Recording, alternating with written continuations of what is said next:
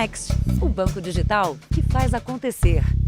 Olá, boa noite. Boa noite. 2 helicópteros de luxo foram apreendidos pela Polícia Civil de São Paulo. A suspeita é que as aeronaves eram usadas para o transporte de drogas e traficantes. Uma mulher de 55 anos também foi presa.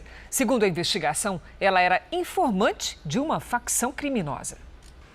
A mulher que era procurada pela justiça foi presa neste condomínio de São Paulo.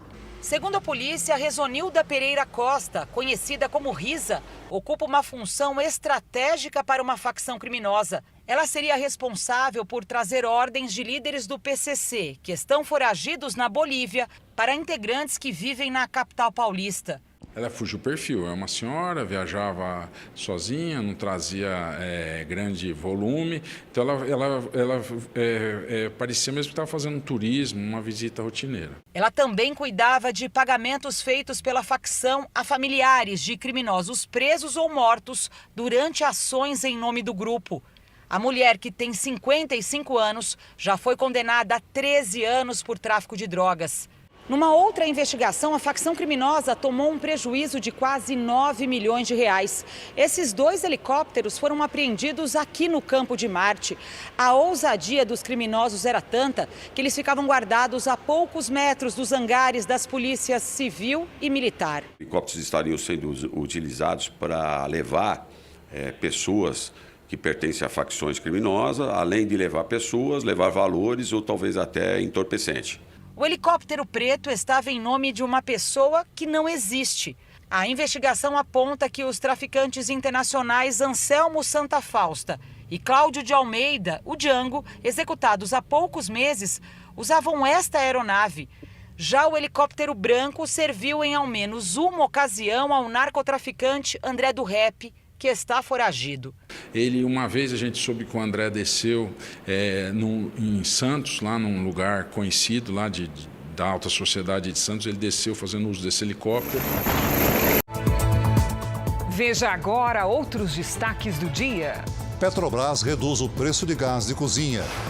Inflação aumenta 1,62% em março, a maior taxa para o mês em 28 anos. Criminosos aproveitam show de rock, criam estacionamento falso e levam 7 carros. Ucrânia diz que ataque russo à estação de trem deixou ao menos 50 mortos. Ator Will Smith é suspenso por 10 anos pela Academia de Cinema.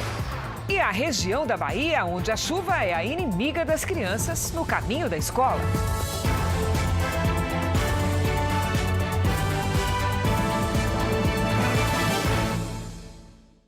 Oferecimento Bradesco. Dinheiro na conta em 3 cliques pelo app.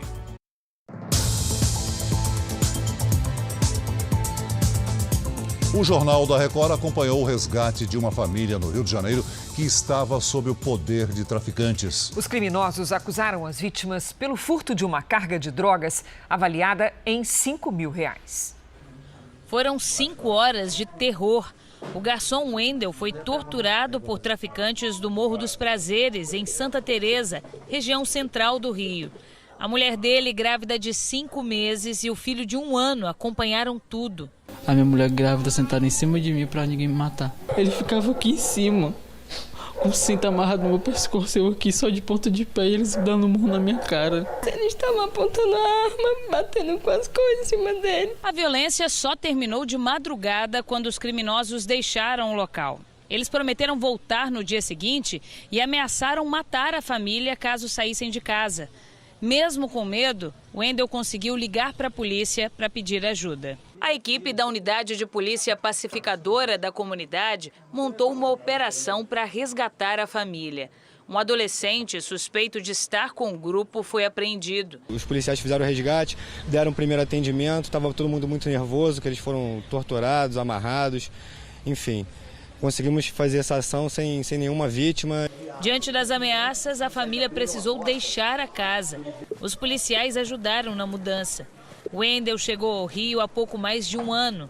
Só pensa agora em voltar para a terra natal. Minha esposa estava dormindo, eu estava quase se despedindo dela. Isso é horrível. Você saber que você vai morrer, porque se a polícia tivesse entrado aqui e não tivesse me achado, eu teria morrido sim. Nas grandes cidades, criminosos usam novas maneiras para tentar enganar porteiros e invadir os condomínios. Uma delas, os suspeitos se apresentam como policiais. O homem de camiseta branca no portão do condomínio se apresenta como policial civil. Ele diz ao porteiro que, apesar do horário, precisa entregar uma intimação a um dos moradores. Ele não está sozinho. Os dois suspeitos chegam a mostrar o que seria um distintivo, mas em nenhum momento apresentaram a suposta intimação. Aí eles falaram assim, você tem a lista de moradores? Eu falei, não, só assim tal que tem a lista de moradores. Você tem que telefonar lá. Aí nisso daí ele pegou e falou, desse jeito não dá, eu já falei lá, vou ter que ligar pro secretário. Já achei estranho. Foi o Alexandre, que trabalha na segurança do condomínio, quem desconfiou dos supostos policiais e barrou a entrada. O condomínio de classe média, com 378 apartamentos na zona norte de São Paulo, é administrado por uma síndica profissional. Ela registrou o boletim de ocorrência sobre a tentativa de invasão. Poderia, sim, entrar em vários apartamentos, porque vai puxando, né? Então, eu conheço você, aí o assaltante leva você na frente do meu olho mágico, aperta a campainha e abre e assim vai indo. Segundo o levantamento da Secretaria da Segurança Pública de São Paulo, houve um crescimento de 11% em crimes registrados em condomínios. Entre eles estão os roubos e os furtos. Na maior cidade do país, há mais apartamentos do que casas. Só no ano passado, a ocupação desse tipo de imóvel cresceu 33%. Enquanto as pessoas buscam por mais segurança nos condomínios, os criminosos criam maneiras de tentar invadi-los. Temos mulheres grávidas que vão pedir uma água ou ou utilizar o banheiro. Temos jovens, que isso acontece com muito mais frequência, que utilizam um ganho de confiança porque é jovem, uma mulher, por exemplo, tem utilizado muitas mulheres em quadrilhas, pegando o efeito carona, o morador chegando, né, ele se coloca em conjunto ali ao morador, o celular, fala um pouco alto, dizendo que já estava no prédio. As imagens das câmeras de segurança que registraram a suposta tentativa de invasão ainda serão analisadas pela polícia. A forma de falar que impressiona. Eles parecem ter um texto já estudado e aí convence, acaba convencendo, mas aqui não. Foram retomadas as buscas ao avião que desapareceu na Argentina com 3 brasileiros. O piloto teria sido alertado sobre as más condições de voo.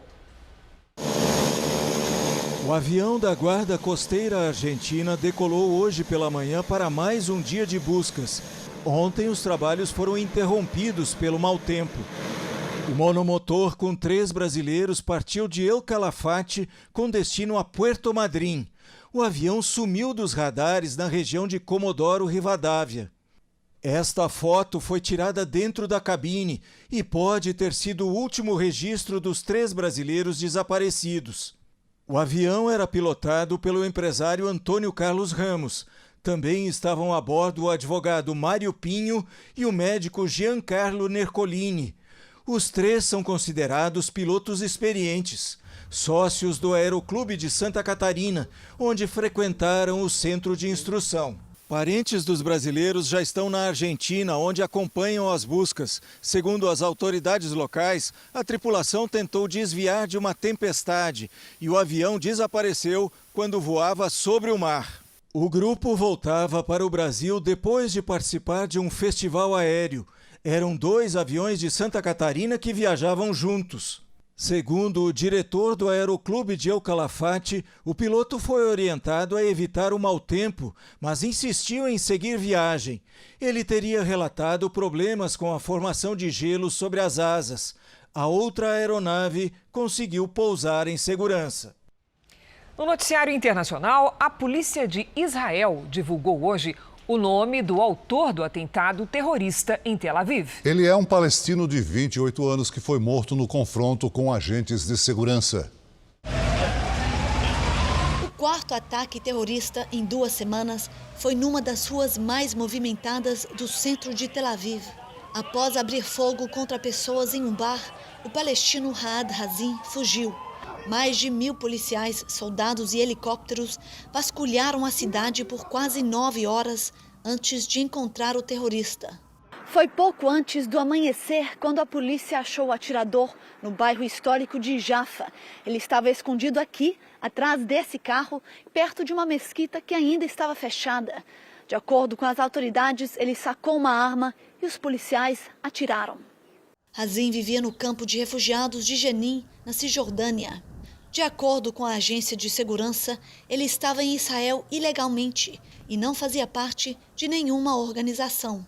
Mas o primeiro-ministro Naftali Bennett diz acreditar que o agressor tinha cúmplices e afirmou que deu total apoio ao exército e às forças de segurança para derrotar o terrorismo.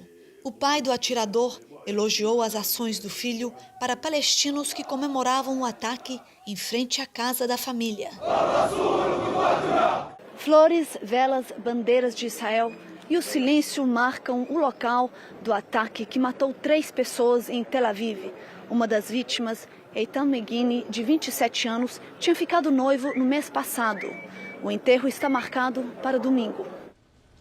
Segundo o governo da Ucrânia, um ataque russo a uma estação de trem deixou ao menos 50 mortos, num lugar repleto de civis. Tropas russas teriam disparado um míssil a poucos quilômetros de distância, com a chamada munição cluster, que espalha fragmentos letais.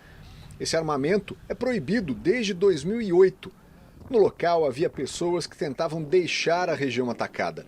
Entre elas, muitas crianças. O Ministério da Defesa russo acusou as forças militares ucranianas de serem responsáveis pelo ataque. Carlos fugiu da Ucrânia pela estação de trem atingida hoje. Ele viveu com a esposa por 2 anos no país.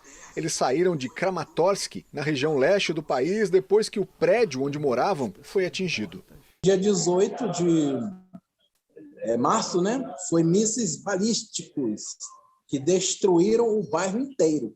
Foram 23 horas de trem até chegar em Katowice, a Polônia, cruzando toda a Ucrânia debaixo de fogo. Hoje, a presidente da Comissão Europeia, Ursula von der Leyen, se encontrou com o presidente ucraniano, Volodymyr Zelensky. Eles visitaram a cidade de Bucha, onde diversos corpos foram encontrados quando as tropas russas deixaram a região. A União Europeia investiga os possíveis crimes de guerra cometidos no local. A Rússia nega e diz ser vítima de uma armação. 10 corredores humanitários foram abertos nesta quinta-feira para a retirada de civis no leste e no sul da Ucrânia. Além de gerar uma crise humanitária e migratória, a guerra atinge em cheio a produção de alimentos. Segundo a ONU, chega a 1 bilhão o número de pessoas no mundo que serão impactadas pela falta e pelo preço mais caro da comida.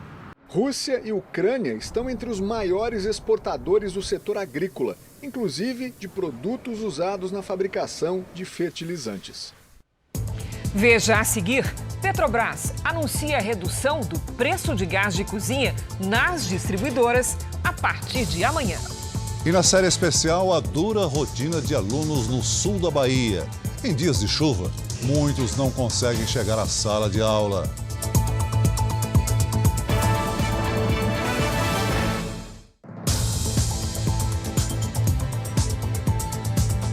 O presidente Jair Bolsonaro esteve em 4 cidades do Rio Grande do Sul nesta sexta-feira.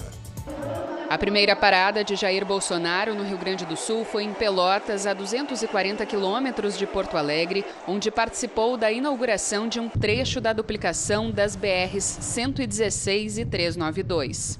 Nesta sexta-feira, Bolsonaro inaugurou quase 24 quilômetros de uma obra que começou em setembro de 2012 e era para ter sido concluída em 3 anos. Mas, por causa de entraves, demorou quase 1 década para ser entregue. No discurso, o presidente falou sobre as medidas tomadas durante a pandemia para garantir empregos e o crescimento do país. Um presidente que teve coragem de se posicionar. E cada dia que passa, vão tomando conhecimento que nós não erramos em nenhum momento do passado.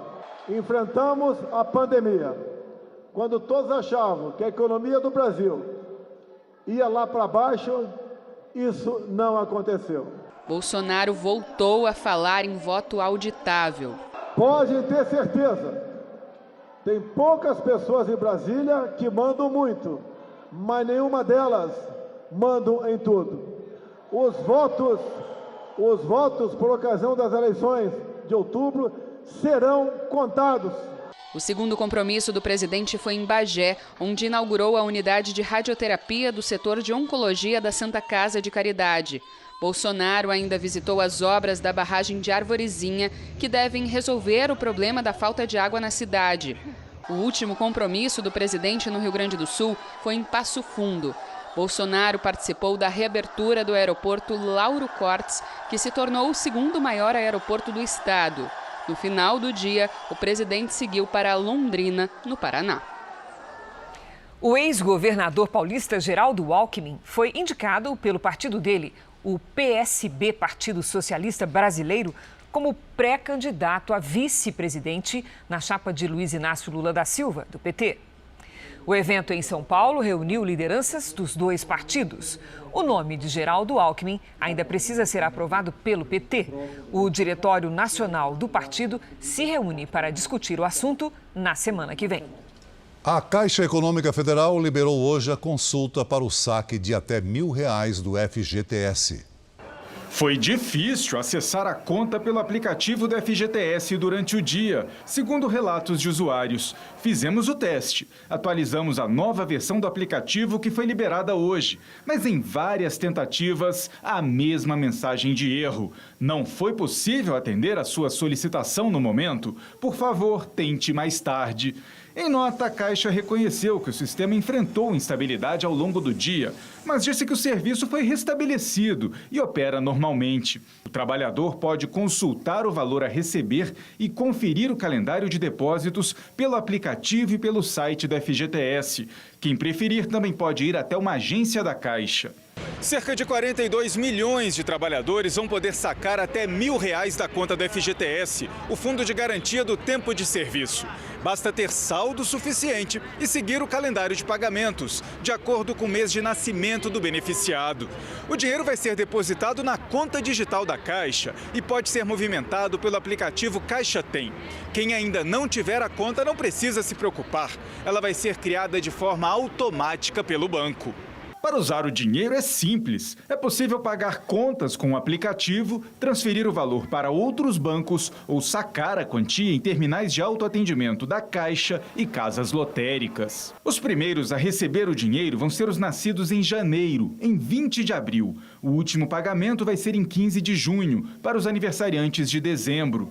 Cuidado com golpes. A Caixa alerta que não envia mensagens pedindo senhas, dados ou informações pessoais, não envia links, nem pede confirmação de acesso a dispositivo ou conta por e-mail, SMS ou WhatsApp. Ainda nessa edição, nossos repórteres no Peru mostram a crise no país e o aumento da pressão pela renúncia do presidente Pedro Castillo. Na série especial, a história de crianças como o menino Ravi, de 12 anos. Ele sai de casa antes das 5 da manhã e enfrenta uma longa jornada para chegar à escola.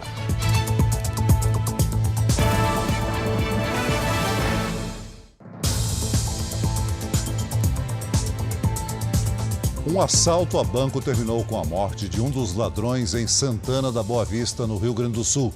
Ainda não se sabe qual é a quantia que foi roubada pelos ladrões. 4 homens obrigaram os reféns a fazer um cordão humano para conseguir entrar e roubar a agência. Pelo menos 2 gerentes e um vigilante ficaram sob a mira das armas.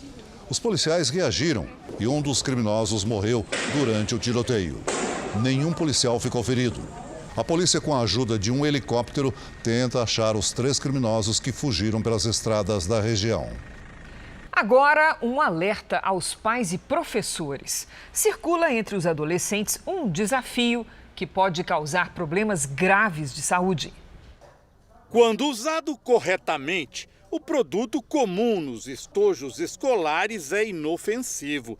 Conhecido como branquinho, ele é utilizado para apagar erros em textos escritos à caneta. Mas agora, vídeos que circulam pelas redes sociais registram uma espécie de desafio: cheirar o pó do corretivo como se fosse uma droga. Os médicos fazem uma longa lista de danos que podem ser causados pela inalação de corretivo: irritação, sangramento, rinite, sinusite, mas isso depende de cada organismo. E em alguns casos, os problemas de saúde podem ser muito mais graves. A gente pode ter até a situação de uma aspiração desse conteúdo e aí pode até evoluir para uma reação como um broncoespasmo, que é uma reação tipo uma asma. Outro risco: as partículas do corretivo podem chegar ao pulmão. Lesões de partes do pulmão vão levar a uma doença pulmonar crônica e isso é uma coisa irreversível. A mistura química também pode afetar o olfato. E os produtos químicos podem lesionar essas células que fazem com que a gente não sinta mais os cheiros. Então é uma coisa bem séria também. No Paraná, a Secretaria Estadual de Educação confirmou os casos de alunos inalando corretivo em pelo menos 8 escolas. Além de dar advertências, tem alertado os pais. No caso da Cíntia, o alarme foi dado pelo próprio filho. Vi o vídeo e eu fiquei curioso e decidi ver até o final. Aí eu vi que eles estavam com corretivo e só quis falar pra minha mãe que já estava sabendo. Eu fiquei surpresa, né? Pra ser bem sincero, eu pensei que ele nem sabia disso. Foi mais um alerta para ele ver que não é uma coisa bacana. O médico da Sociedade de Pediatria apela também às redes sociais para que impeçam a exposição de menores, como se fossem usuários de drogas. Estão simulando uma situação de um entorpecente que é um dos mais graves vícios que existe, que é a cocaína. Em São Paulo, a polícia procura por uma quadrilha que furtou 7 carros durante um show realizado no estádio do Palmeiras. Veja só, Celso, os criminosos ofereceram vagas em um falso estacionamento e depois fugiram com os veículos durante a apresentação. Os ladrões começaram a armar o falso estacionamento 7 horas antes do show do grupo americano Maroon 5, realizado em São Paulo. Imagens de câmeras de segurança mostram que eram 3:20 da tarde da terça-feira, dia 5. 2 homens de colete passam em frente ao falso estacionamento. Instantes depois, um homem aparece mexendo no portão. A quadrilha usou este terreno onde o imóvel foi demolido há pelo menos 2 meses, segundo os vizinhos da região. No dia do show, aqui também tinha cadeado com corrente. Só que eles arrombaram, abriram as portas e ofereceram um terreno como estacionamento. Quem parou aí pagou entre 50 e 100 reais. As imagens mostram ainda que às 4h44, um dos criminosos abriu os portões. Estava aberto o falso estacionamento. Um comparsa dele já se movimentava pela rua para atrair os motoristas. 1 minuto depois, o primeiro carro entrou no falso estacionamento. Toda a quadrilha estava usando coletes. Faltando 1 minuto para as 9 da noite, um carro preto espera para entrar enquanto um veículo sai. Ele está sendo furtado. Agora preste atenção neste carro de luxo branco que entrou no terreno às 9 da noite em ponto. 10 minutos depois, as imagens mostram os ladrões saindo com o veículo. Por volta das 11h20 da noite, após o show, os donos dos veículos começaram a voltar ao local e só aí perceberam que haviam sido vítimas de um crime. Uma das vítimas aceitou falar conosco por telefone. Foi uma situação bem desesperadora. Você nunca imagina que vai entregar o seu carro e que na volta ele não vai estar ali. Eu deixei o carro lá, ele fechou o portão, passou cadeado no portão. Então, ninguém imagina, né? Que quando volta não tem carro nenhum, tá o portão escancarado e várias pessoas roubadas, né? Ao todo, 8 carros entraram no falso estacionamento. 7 deles foram furtados. Um teve apenas os vidros quebrados e os pertences levados pelos criminosos. A polícia agora usa estas imagens das câmeras de segurança para localizar a quadrilha. Na região, por ser uma região que tem várias casas de eventos, uma população flutuante muito grande, é a primeira vez que acontece uma transformação de um pseudo-estacionamento para o crime. Estamos tentando trabalhar o rastreamento dos veículos para poder chegar à autoria. A inflação oficial do Brasil atingiu em março o maior patamar para este mês desde o lançamento do Plano Real, isto é, há 28 anos. Contribuíram para a alta os preços dos combustíveis e dos alimentos. Manter armários e geladeira cheios exige disciplina e adaptação na casa do Guilherme.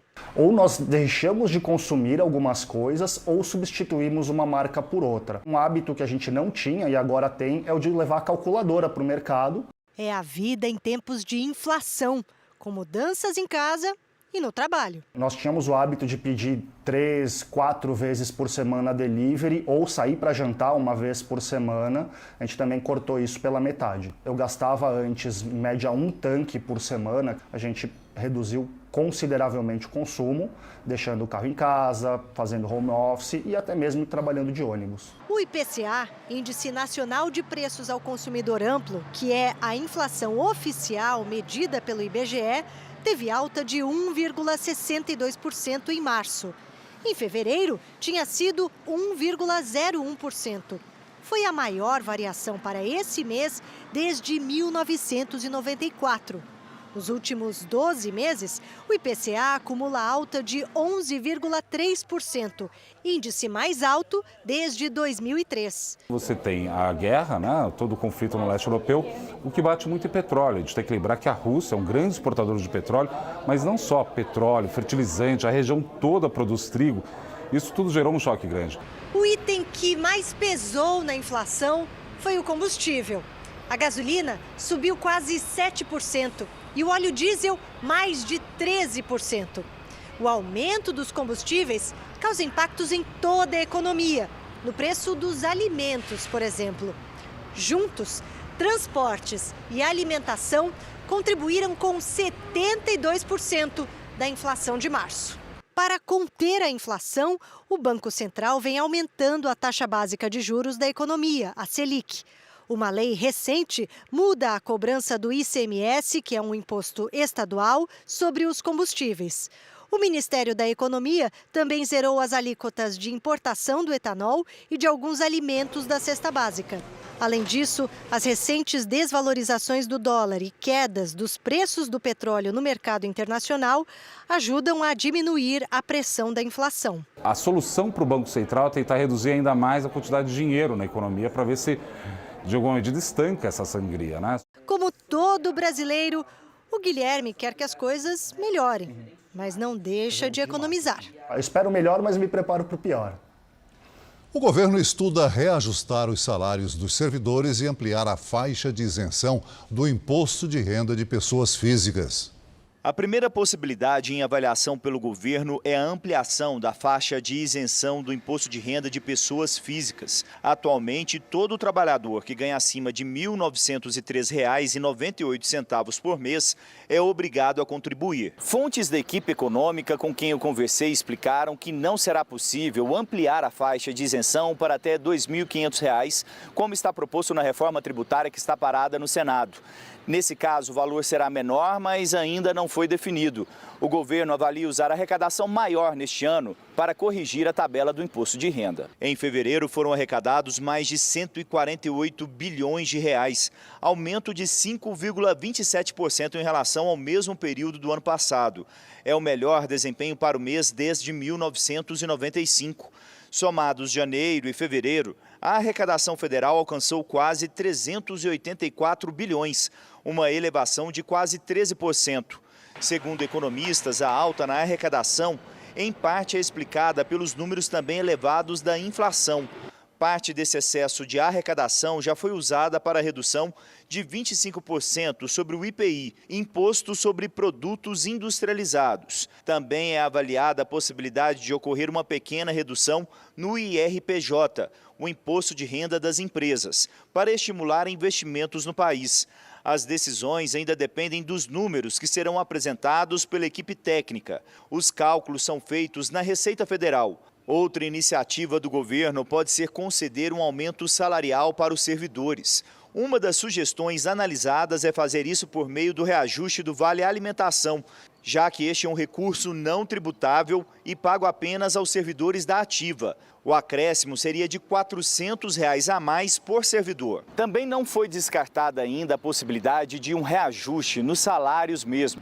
Estudos estimam que seriam necessários cerca de 6 bilhões de reais para dar um aumento de 5% para todos os servidores do Executivo Federal a partir de julho deste ano. Os estudos devem ser concluídos nos próximos dias e aí caberá uma decisão política sobre o tema. Os franceses vão às urnas neste domingo. Na França, o voto é opcional.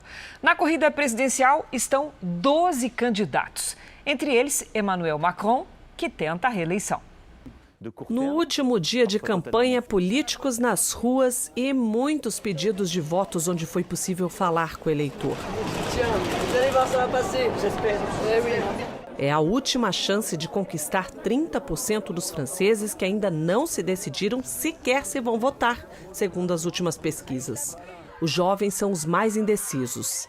Ao contrário aqui do Reino Unido, que tem sistema parlamentar, a França escolhe o presidente que tem mandato de 5 anos. Dessa vez, os eleitores devem ir às urnas 2 vezes. As pesquisas mostram até agora que nenhum dos candidatos terá mais que 50% dos votos para ser eleito neste domingo em primeiro turno. A França repete o duelo das eleições de 2017. Emmanuel Macron e Marine Le Pen lideram as pesquisas. O atual presidente é um homem rico que estudou em escolas caras e trabalhou num banco de investimentos. Durante a gestão, teve que lidar com as maiores manifestações na França por causa do aumento de impostos sobre o diesel. Se for reeleito, propõe um plano ambicioso para impulsionar a economia. Sua maior adversária é Marine Le Pen, deputada e representante da direita. Aos eleitores, ela promete redução de impostos, reforma da Previdência e leis de imigração mais rígidas. Nessa reta final, os candidatos são velhos conhecidos dos eleitores. Já o resultado pode surpreender. Subiu para 6 o número de mortos nos recentes protestos no Peru. Nossos enviados especiais Fábio Menegatti e Luiz Felipe Silveira mostram a situação em Lima, capital do país. A cidade, com quase 11 milhões de habitantes, amanheceu mais tranquila nesta sexta-feira. O que não quer dizer que a população vai parar com os protestos contra o governo do presidente Pedro Castillo. Adrián Romano é comerciante e roda a cidade com a sua motocicleta. Para ele, o presidente tem uma equipe de governo ruim. Tem uma equipe mal, não está bem assessorado. Desde a semana passada, uma onda de protestos atinge cidades menores. Algumas rodovias chegaram a ser bloqueadas. As manifestações são motivadas pelo aumento no preço dos combustíveis e dos alimentos. Segundo testemunhas, durante os protestos, muitos estabelecimentos foram saqueados. Era por volta do meio-dia da segunda-feira, quando centenas de manifestantes tentaram invadir esse comércio popular aqui em Lima. Segundo autoridades peruanas, o grupo queria saquear as lojas, mas os portões foram imediatamente fechados. Por causa disso, a segurança no local foi reforçada, já que os protestos continuam. No Congresso peruano, Pedro Castillo, um ex-líder sindical, já foi alvo de 2 tentativas de impeachment. Até parlamentares de esquerda, alinhados ao governo, consideram as manifestações legítimas. A deputada Silvana Robles, que é do mesmo partido de Castillo, diz que o presidente demorou a agir para conter a crise. O governo, tras uma tardia reação, está marcado para amanhã um grande ato para pedir a saída de Pedro Castillo do governo. As manifestações serão aqui na Praça San Martín, uma das principais de Lima. O ator Will Smith foi banido do Oscar e de todos os eventos organizados pela Academia de Cinema de Hollywood por um período de 10 anos. A decisão foi anunciada hoje durante uma reunião dos diretores da academia. Will Smith, que ganhou o Oscar nesse ano, foi punido após dar um tapa no rosto do comediante Chris Rock durante a cerimônia. O humorista havia feito uma piada com a esposa do ator. Will Smith não perderá o prêmio, até poderá concorrer ao Oscar, mas não participará das premiações até 2033. Após a agressão, o ator sofreu uma crise de estresse e foi internado em uma clínica de reabilitação. Diversos projetos e filmes, dos quais ele iria fazer parte, também foram adiados. Mais de 5 meses depois do acidente aéreo que matou a cantora Marília Mendonça e outras 4 pessoas, a investigação está travada. Vamos ao vivo a Belo Horizonte com a Virgínia Nalon. Boa noite, Virgínia. Qual o problema com a investigação? Qual a indefinição? Boa noite, Cris. Boa noite, Celso. Boa noite a todos. A Justiça Federal acredita que a apuração deve correr na Justiça Estadual de Minas Gerais. E a Justiça Mineira acha o contrário. A definição caberá ao Superior Tribunal de Justiça. Por hora, o processo aguarda parecer do Ministério Público Federal. O bimotor que levava Marília Mendonça e outras 4 pessoas caiu em Piedade de Caratinga, interior mineiro, em 5 de novembro do ano passado. Cris, Celso. Obrigada, Virgínia. O preço do botijão de 13 quilos do gás de cozinha vai cair nas distribuidoras a partir de amanhã. O seu Muniz veio buscar o botijão dele com o Vale Gás que recebe do governo. Ele vai desembolsar R$ 110 e estima que dure por 30 dias. Tem que economizar, se for assar pão de queijo, for fazer bolo, assar frango, pode esquecer. A redução de 5,58% baixou o quilo do GLP de R$ 4,48 para R$ 4,23. Com isso, o preço médio para as distribuidoras do botijão de 13 quilos será de R$ 54,94, ou seja, R$ 3,27 mais barato. Ao anunciar a mudança, a companhia destaca que pratica preços competitivos e em equilíbrio com o mercado, ao mesmo tempo em que evita o repasse imediato das mudanças externas e da taxa de câmbio. Como a Petrobras adota uma política de preço de paridade internacional com a taxa de câmbio e o valor do petróleo, a guerra na Ucrânia trouxe como consequência um aumento no preço do botijão em 16% há quase um mês. Agora, tanto a queda na taxa de câmbio quanto na do barril do petróleo, que voltou a ficar abaixo dos $100, fizeram cair o preço do gás de cozinha. Jailson trabalha neste restaurante e tem no gás de cozinha um dos principais custos. Ele comemorou a notícia. Com certeza chegou na hora boa, porque a gente estava sofrendo muito com o preço do gás, né? Estava muito altíssimo e com certeza as coisas vão melhorar. O futebol virou assunto de polícia para os 2 clubes mais populares do país. Alguns jogadores de Flamengo e Corinthians estão sendo ameaçados pelos torcedores. No caso de um deles, o goleiro Cássio, 7 suspeitos foram identificados. A paixão se transformou em ódio. Os torcedores fizeram protesto na porta do centro de treinamento do Flamengo.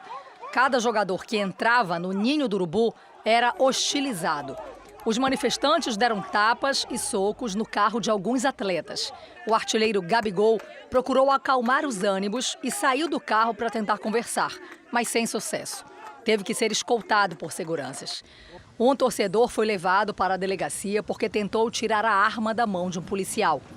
A queda de rendimento da equipe com a perda do título carioca para o rival Fluminense fez vir à tona a revolta dos flamenguistas. O ônibus com os jogadores está saindo nesse momento aqui do Ninho do Urubu. Eles vão embarcar para Goiás. E aqui fora, mesmo com a presença dos policiais, os torcedores continuam protestando contra os resultados do time. E mais uma vez, os seguranças agiram para proteger os jogadores. É uma cobrança natural.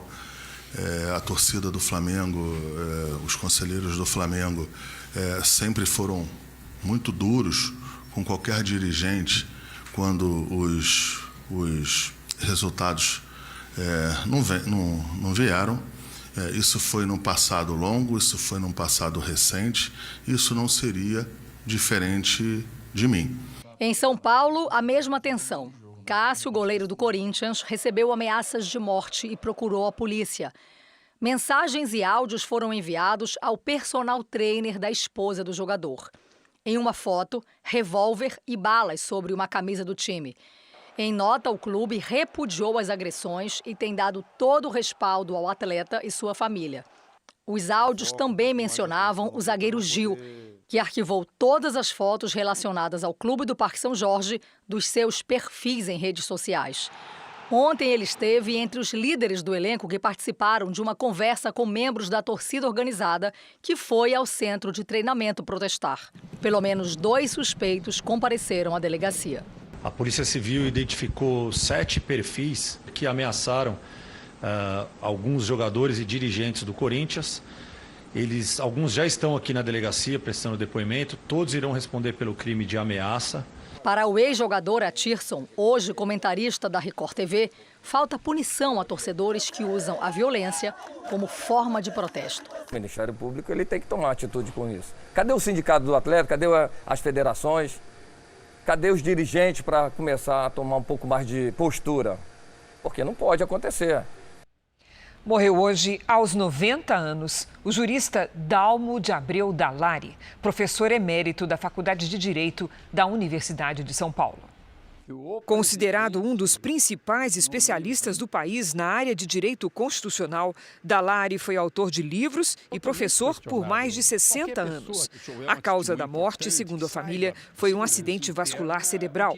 O velório será na Faculdade de Direito da Universidade de São Paulo.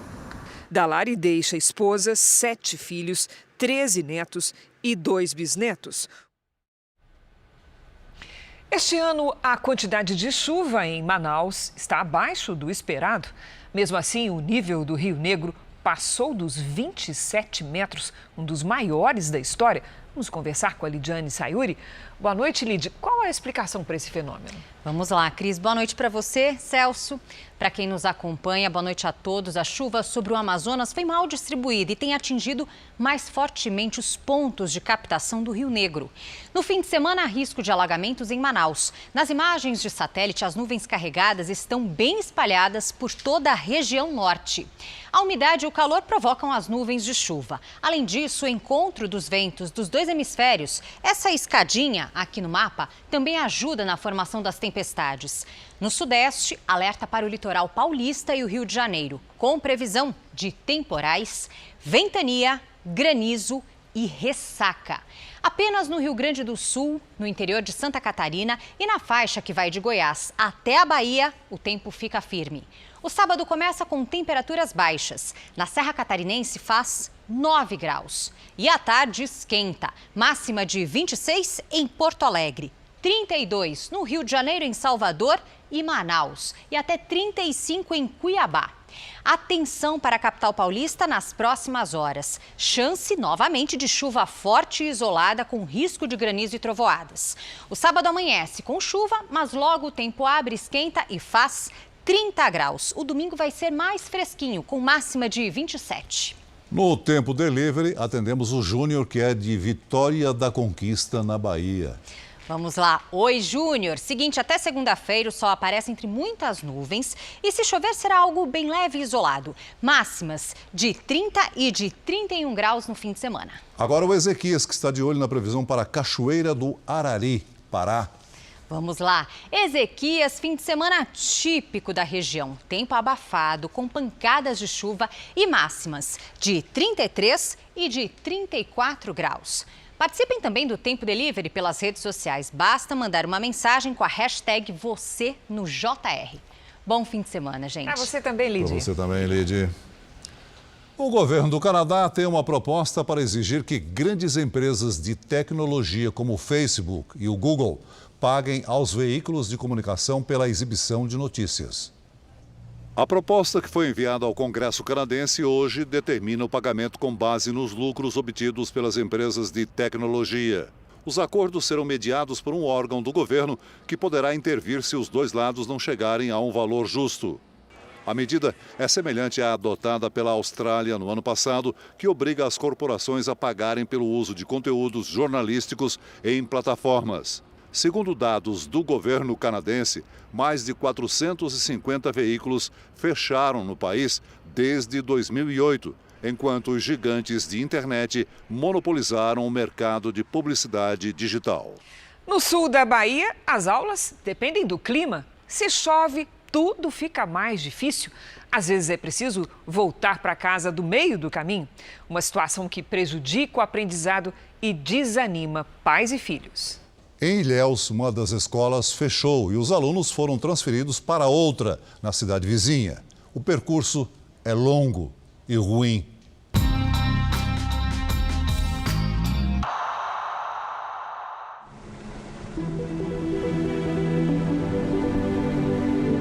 Ainda estava escuro quando pegamos um barco para encontrar os alunos que vivem em um povoado do outro lado da lagoa.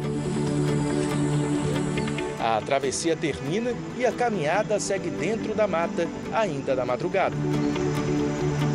Quase uma hora depois, encontramos uma das caminhonetes que vão pegar os estudantes em casa.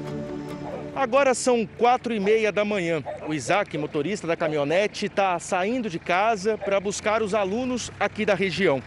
Serão cerca de 30 quilômetros até a escola em uma estrada de terra. Trajeto muito difícil que a gente vai acompanhar de perto. A primeira parada é a casa do Ravi. Encontramos o menino de 12 anos se despedindo do pai. Cuidado, tá com segurança.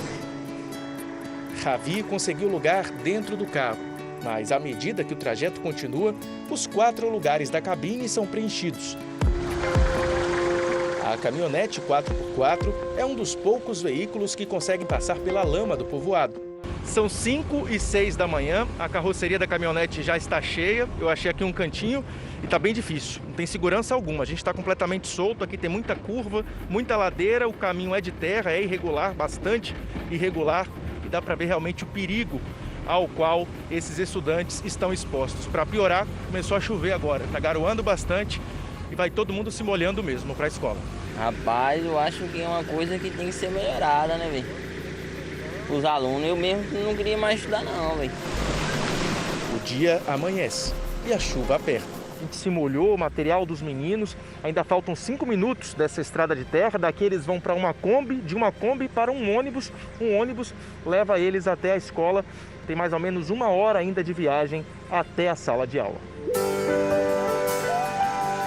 Os filhos de trabalhadores rurais seguem para uma escola que fica em uma cidade vizinha a Ilhéus, Uruçuca. A lancha que encurtava o trajeto, cruzando a lagoa para levar os alunos para uma escola do outro lado, está quebrada há 3 anos.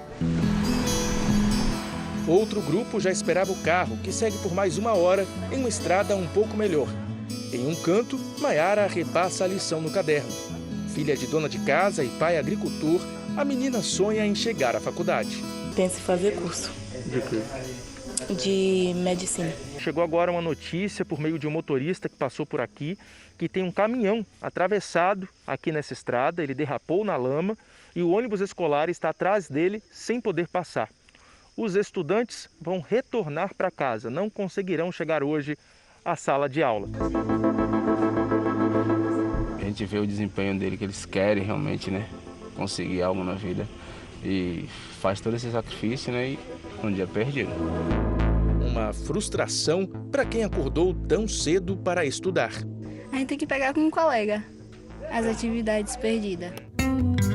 1 a 1, os estudantes são deixados em casa. Ravi chega desanimado. O seu Edielson não teve aula. Quer dizer, teve aula, mas ele não pôde chegar, né? O ônibus não conseguiu chegar. Choveu, acabou. Como é que o senhor se sente? Frustrado. Como é que essa criança aprende? E outras. Seu Edielson tem 62 anos, trabalha na roça desde os 14, nunca pisou em uma sala de aula. Uma das lições que essa vida dura lhe deu foi que só a educação poderia dar um destino diferente para os filhos. Dos 14 filhos, só um foi mais longe nos estudos e chegou à 8ª série. A educação é a saída. Né? A gente vê os países evoluídos, né? Quer dizer, que aplicaram, né? Que acreditaram, é a saída, né? Porque da educação é que você vai ser tudo na vida. Né? Vai ser um cientista, né? Vai ser alguma coisa, né? Que vai trazer benefícios, né? Para a comunidade, para a sociedade, para todos. No dia seguinte, amanhecemos na frente da escola para esperar pelo ônibus que traria o filho de seu Edielson e os outros estudantes da Vila Parafuso. Mas a chuva impediu a chegada dos meninos mais uma vez. Acompanhamos então a volta para casa dessas crianças que assistiram à aula. E de repente, na estrada de terra, flagramos uma cena perigosa, mas comum no Brasil distante de tudo. Agora a gente está vendo, ó, o pessoal descendo do ônibus escolar e entrando em um pau de arara. Eles vão seguir lá para a fazenda, para uma fazenda que fica em uma estrada vicinal, em uma ramificação. Tem criança, tem bebê. Quantos anos tem um pequeno aí? 4, tem 4. Fica com medo não de pegar esse veículo com ele? Fica, mas é o jeito, né, da gente sair. A estrada é muito ruim. É. Ele veio da escola também, não? Foi. O motorista não quis falar com a gente e vai embora. Sem opção, os passageiros vão junto. mais 1 hora de viagem. Um caminho que deveria levar ao futuro, mas ainda é o retrato de um passado que já poderia ter ficado para trás. A Secretaria de Educação de Ilhéus informou que, com as chuvas fortes na região, o motor e a parte elétrica da lancha ficaram comprometidos. Informou também que o barco está em boas condições e passa agora por manutenção. Ainda segundo a Secretaria de Educação, os alunos da região da Lagoa Encantada contam com outras unidades na comunidade e escolas na zona urbana, com ônibus disponíveis para levá-los sem a necessidade de estudarem em outro município. E você também pode participar da nossa série especial. Envie para as nossas redes sociais uma sugestão de assunto com a hashtag #VocêNoJR. O Jornal da Record termina aqui. Outras informações na nossa edição da 00:30. Fique agora com Reis e logo em seguida você assiste a Jesus, a série. Boa noite e ótimo final de semana para você. Boa noite.